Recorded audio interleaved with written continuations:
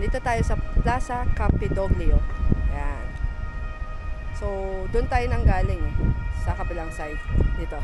Dito, sa kabilang side. Pero pumunta lang ako dito sa harap para makita nyo yung view nitong plaza. Saka may iba pang way para puntahan sa ayan.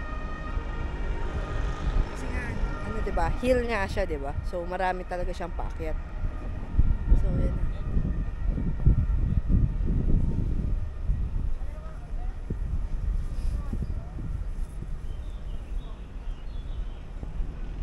Yung maganda lang doon sa mga tour, yung mga tour na paid tour, malalaman nyo bakit may ganito, may ganyan, sino yan, sino to. Yan. Pero may mga books din naman yung room. Pwede nyo rin siyang bilhin para malaman nyo. Anyways, yan.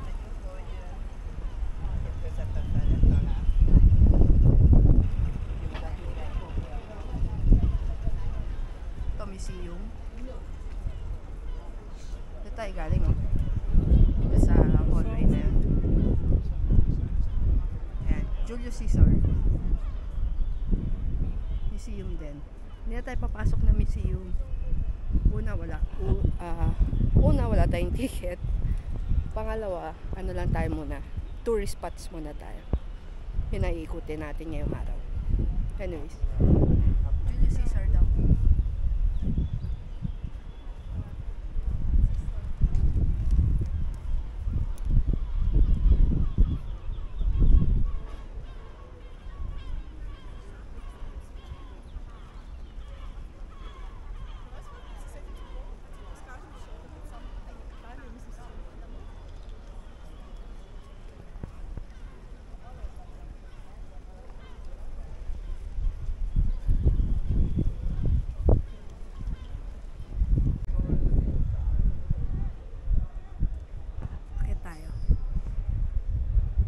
Santa Maria in Araqueli Basilica. Ingreso. So, yun yung entrance. Uchita exit.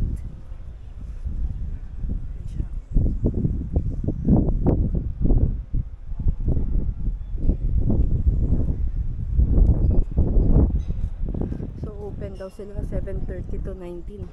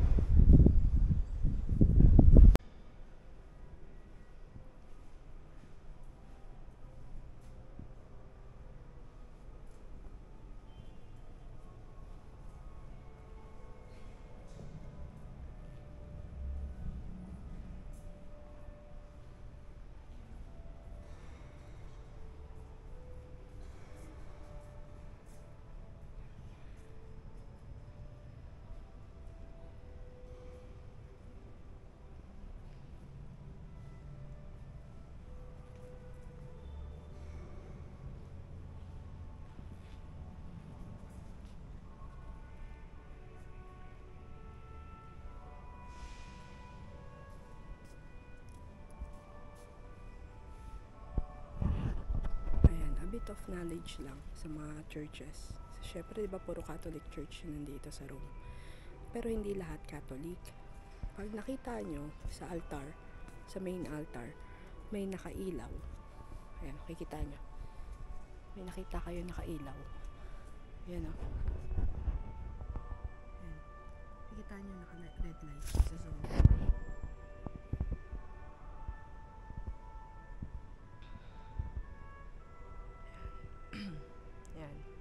Mas visible siya. Ayan, naka-red light siya. May kandilang naka-open. Ibig sabihin, yung tabernacle, which is most likely nasa center din, ayan. Ayan, circle natin. Yung tabernacle is nandyan yung body of Christ, which is yung ostia. So, technically, be respectful lang most of the time. Kasi yung body of Christ, yung ostia na we take during the Mass is inside. Pero syempre, overall, respectful pa din tayo. Kasi Catholic Church to eh. It's a religious area for us. Open lang siya to all. Not just Catholics. Because we share the faith and yung pwede din kayo mag-pray dito.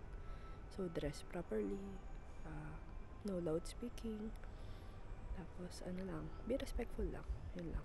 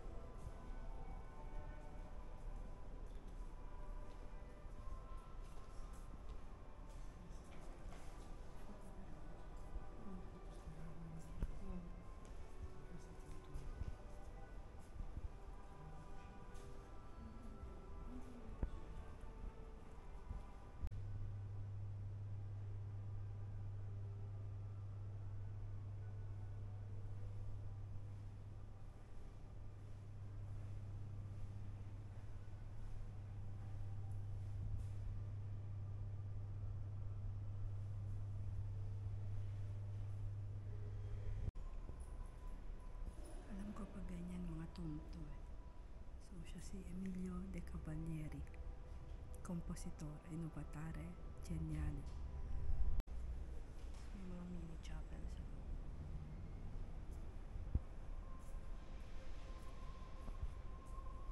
Mama Mary. Ito siya, ganyan.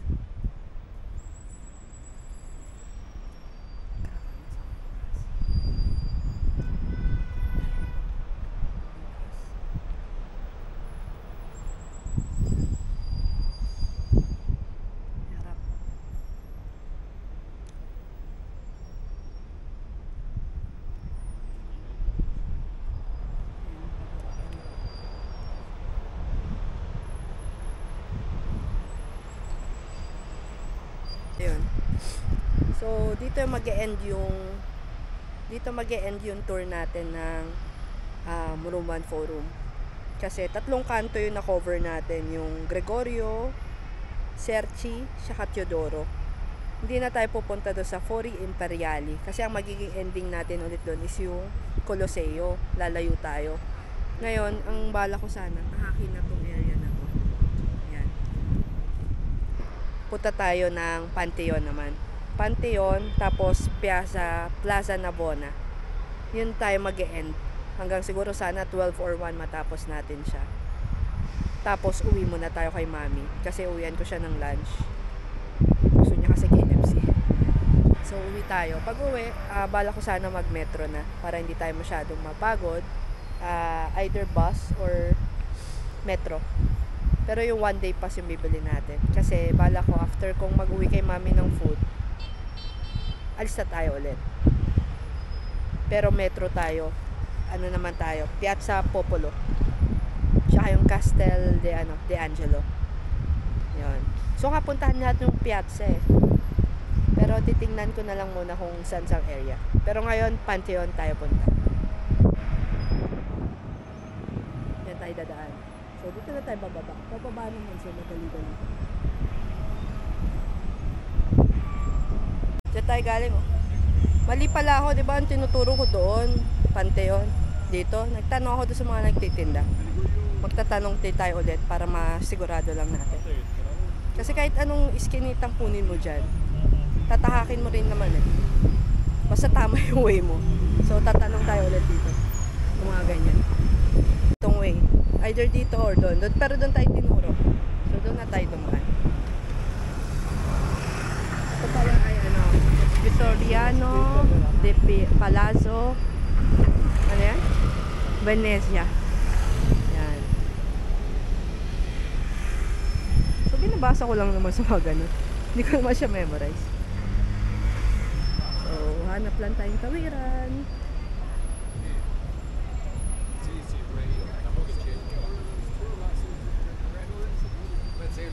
L'ultima volta che sono entrato nel Colosseo. Again, Rome is a walkable area. Kaya talaga siyang lakarin. Pero prepare lang.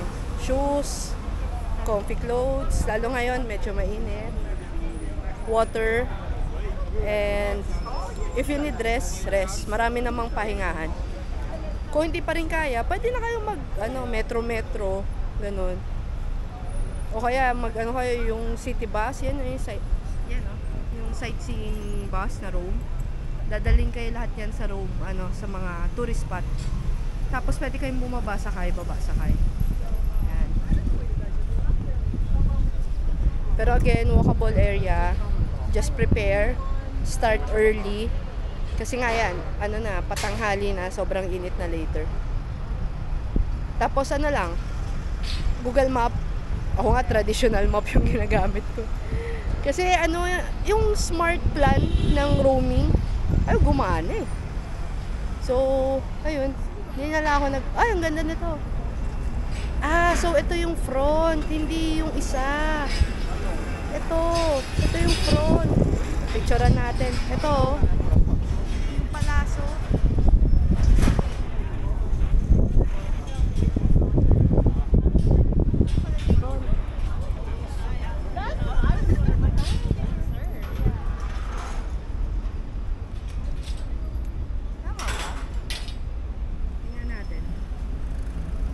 Tayo dadaan. Ayun nakita nyo yung dome na yun. Doon yung tahak natin. Tingnan lang natin itong harap. Total, dito naman na tayo.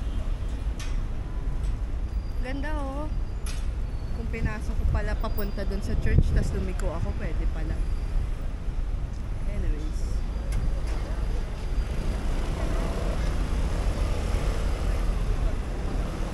Pero free entrance naman siya.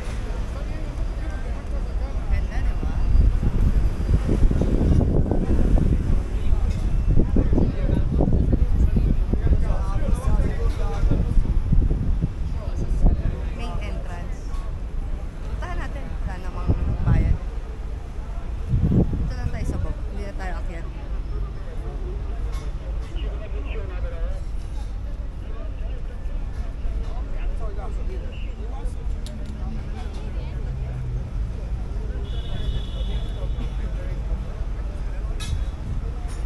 Hindi na tayo pumasok kasi parang entrance lang to Nakiusap nga lang akong mag-exit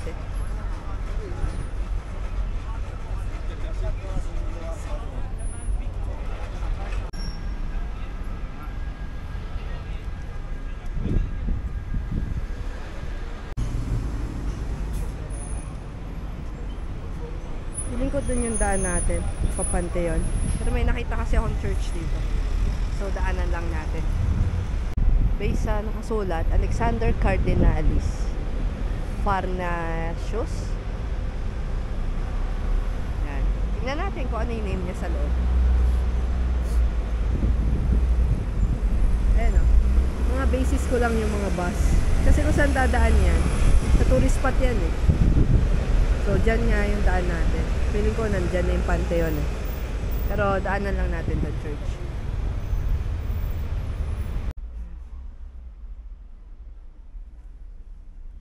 Chiesa del Gesù.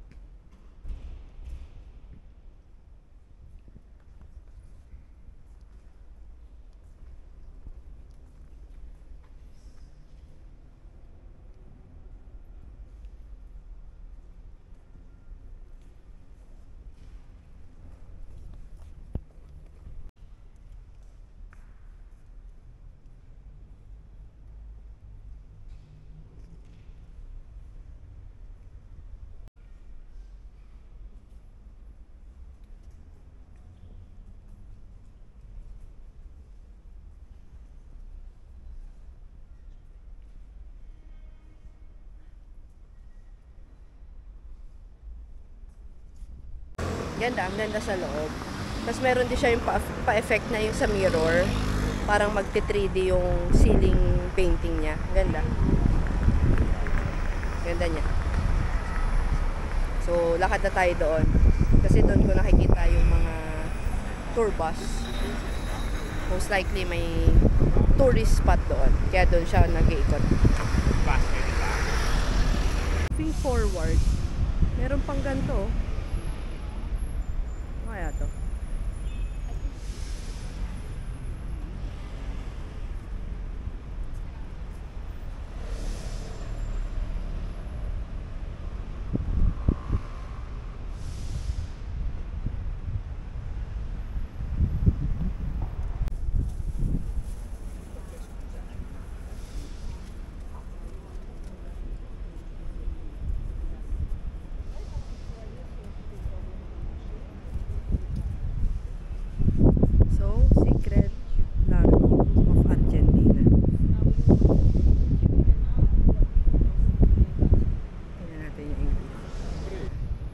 So, ito na lang yung natira sa ruins nila.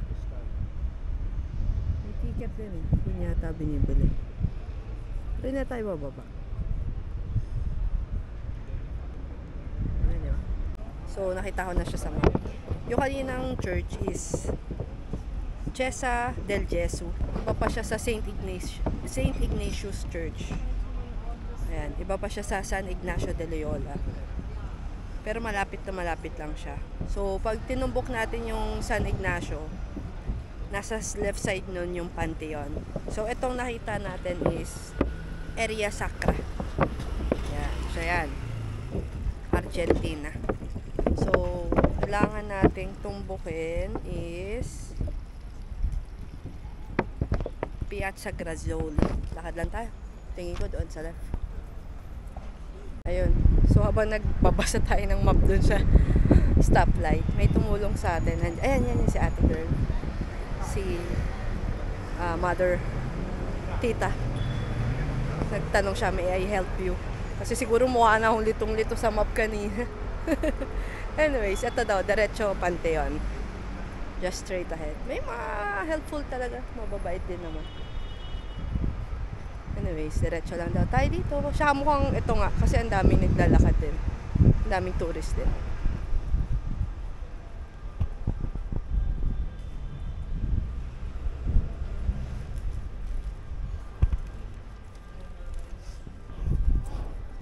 Nakita nyo guys, wala akong data. Hindi ako gumagamit ng Google Map. Ang ginamit ko lang is yung mapa na binigay from the hotel. Siguro one reason din na okay sa akin maglakad dito. Kasi third time ko na dito sa Rome eh. So nakapunta-punta na ako dito. Pero that time di kasi ako nagbablog. Hindi ko pa naisip mag-vlog. So ayun. Pero technically kahit first time mo siguro kakayanin eh. Lalo na kung may Google Map ka. Kasi walkable area nga yung Rome eh. So ayun. Lakad-lakad lang tayo.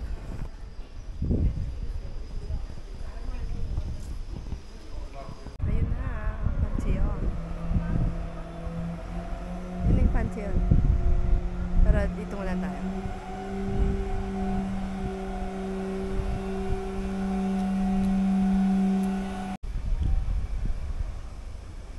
So, ibang church pala to. Ano siya? Santa Maria Sophia Minerva. Hindi pala siya St. Ignatius. Pasok tayo.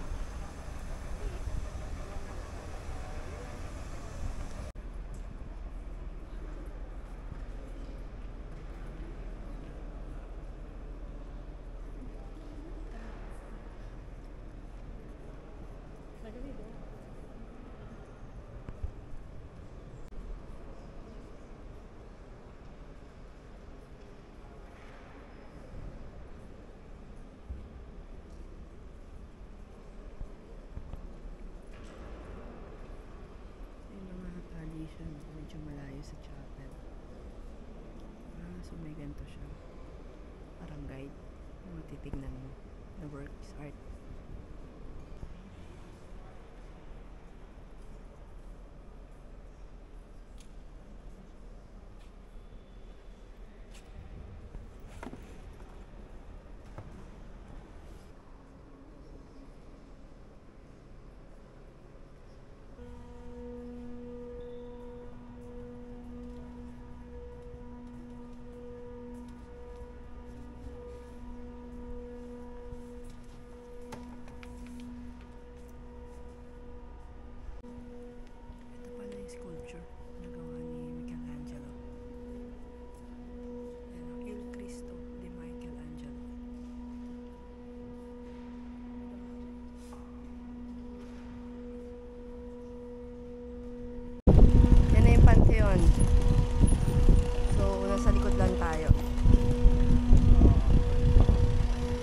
tayo sa harap.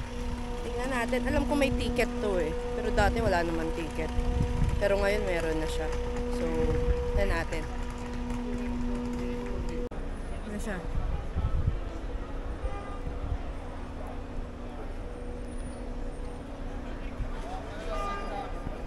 So, may ticket niya, ano? Yung Pantheon. So, wala tayong ticket, hindi tayo makapasok. Pero, ayun, nakapasok na ako kasi before. So, hindi na rin ako bibili ticket. Ito yung bilihan yata ng ticket, oh. Yan yung pila, oh. Haba. Yan.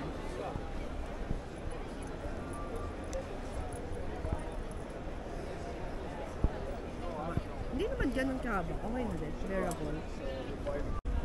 Tapos may pila ulit papasok. So, yan yung Pantheon.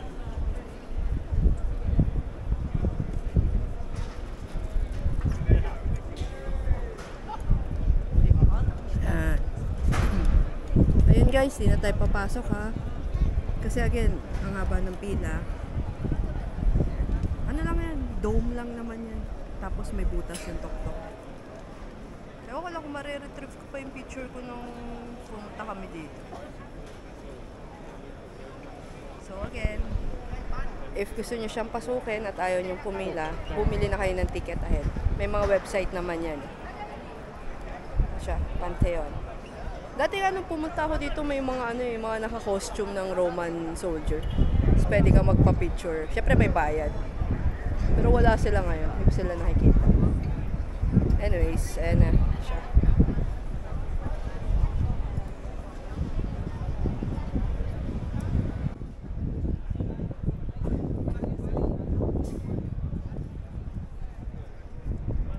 Yung dome na yan, Michelangelo yan, di ba?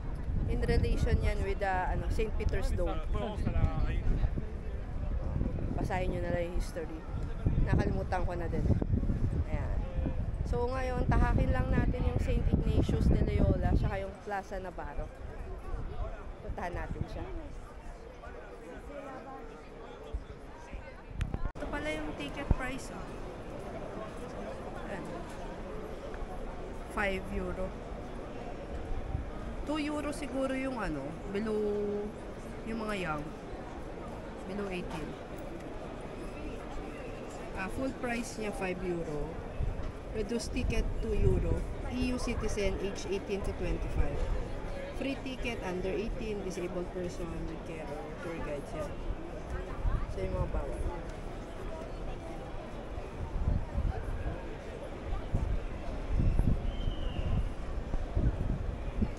Pero ito yung Pantheon. Ang tinuro sa akin na nagtitinda dito sa right side. Yung Piazza Navona. Tatanong lang audit na. Per noi.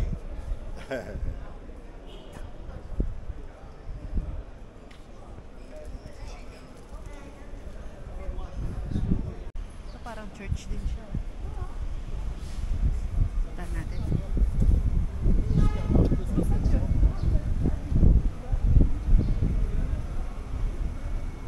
Familia de Santi Martin. So ito, Basilica San Eustacio.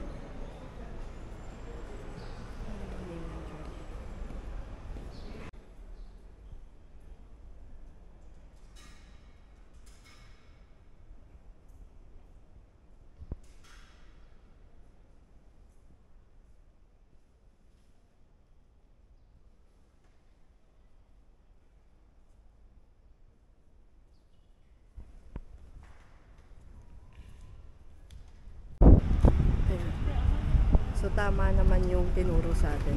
Kasi may nakakita ako na nando. Piazza Navona. Kaliwa, 2 minutes walk.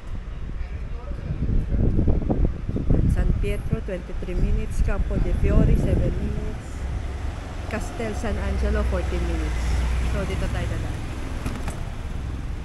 Ayan, tingin-tingin lang. Saka lang, i-allocate nyo yung schedule na to na free talaga kayo, na wala kayong particular na pupuntahan. Or wala kayong schedule or wala kayong ticket na may time. Kasi kung ganito, mawawala kayo. maano yung oras nyo, hindi nyo hawak. Ngayon kasi wala akong particular schedule eh. So, kung saan lang ako dalhin ng flow, dun lang tayo. Ang goal lang natin ngayon is papuntahan nga yung Rome Forum, saka ito, yung Piazza Navona, Pantheon. Yun yung target ko kasi yun yung magkaka-area eh. Makikita nyo sa map. Lang. Ayan, makikita nyo sa map bakit sila yung pinagsama-sama kong puntahan. So, diretso lang tayo, Navona, 2 minutes walk. Mga sa atin, mga 5 minutes. Anyways, ayan. Haba ng pila, Osteria da Fortunata. Meron dyan. Okay, napanood ko rin ko sa YouTube yung ginagawa yung yung pasta. Ayan o.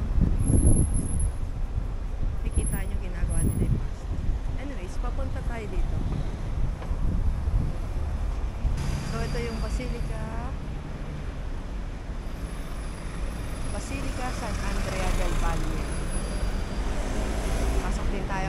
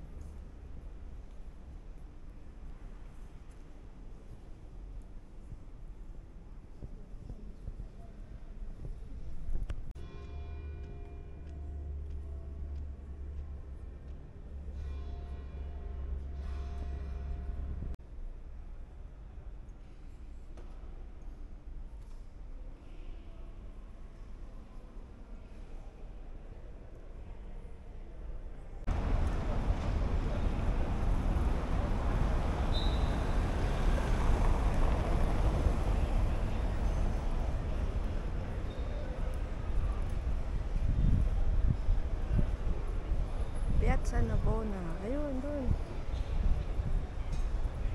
Doon daw. So, ano kaya ito?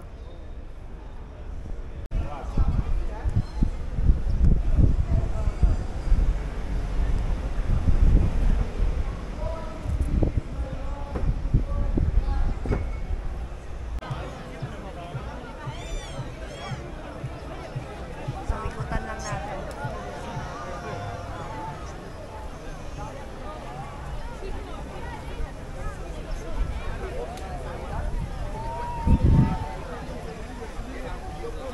Vamos por la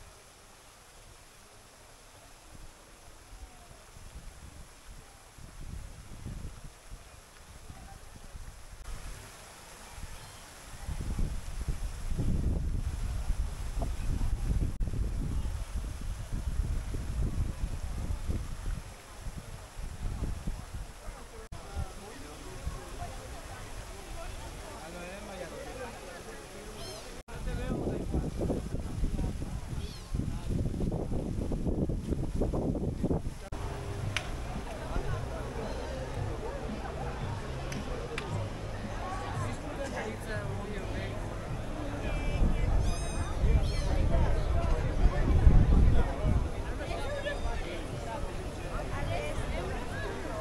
naman tayo ng Piazza Colonna. Malapit na kasi yun sa Trevi Fountain. Tapos doon na rin yung daan natin pa metro. Pero naisip ko, hindi na tayo mag-metro. Kasi 3 stasyon lang, Termini na. Baka kaya natin lakarin.